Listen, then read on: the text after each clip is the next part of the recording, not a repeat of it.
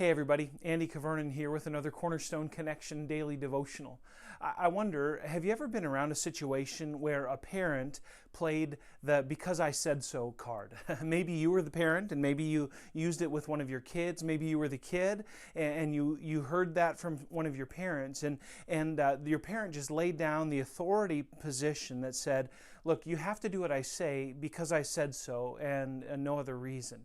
Now, if you're a parent, you know that if you play that card too often, pretty soon that card begins not to work. In fact, you begin to lose your influence with your kid. A kid who never feels like they understand why a parent says what they do, why the rules are in place that they are, that kid's going to become disappointed, they're going to become dejected, they're going to become hopeless pretty soon, pretty fast.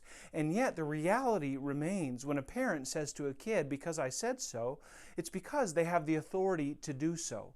Now, in the Bible, there's a number of interactions that God has with His people where the why behind the what is very apparent.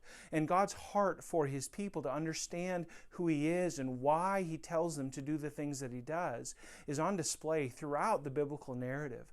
But there are those moments when God establishes with His people that, look, I have the authority to tell you what to do because I'm God and you're not. And here's what I want you to do. I want you to do what I'm commanding you to do because I said so.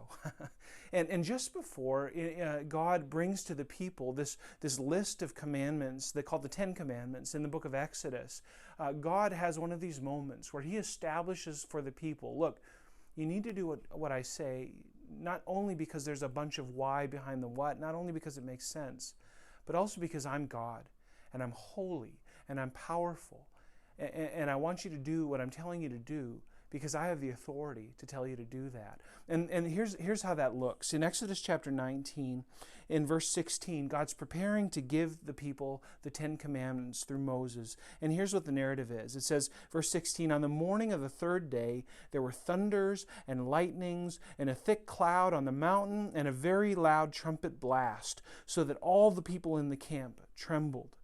And then Moses brought the people out of the camp to meet God.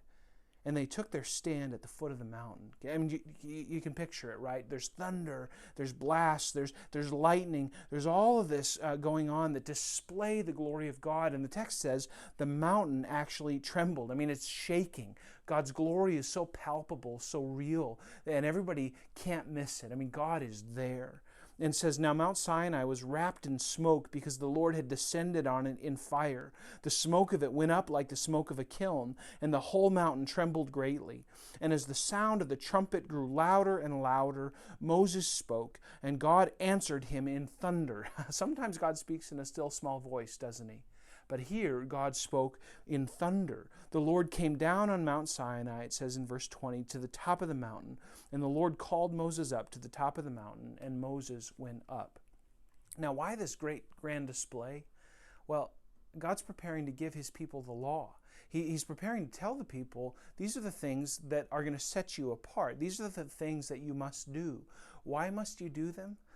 I think the answer is very clear. Because I'm God. Because I said so. And friends, sometimes God reveals Himself, like we said, in a whisper. Sometimes God reveals Himself through much more gentle means. But the reality remains, our God always has the authority, and sometimes He puts that on display very vividly. Certainly here God did in Exodus 19. And when God says, I said so, let me challenge you, let me encourage you. The right answer is, okay, God, I'm in, whatever you say. Friends, God is a God of love. He's a God of goodness, a God of kindness, a God of rationality. But He's also a God of glory, a God of splendor, a God who is holy and powerful. And when God speaks, we do well to listen. God bless you, friends. We'll see you again on the Cornerstone Connection.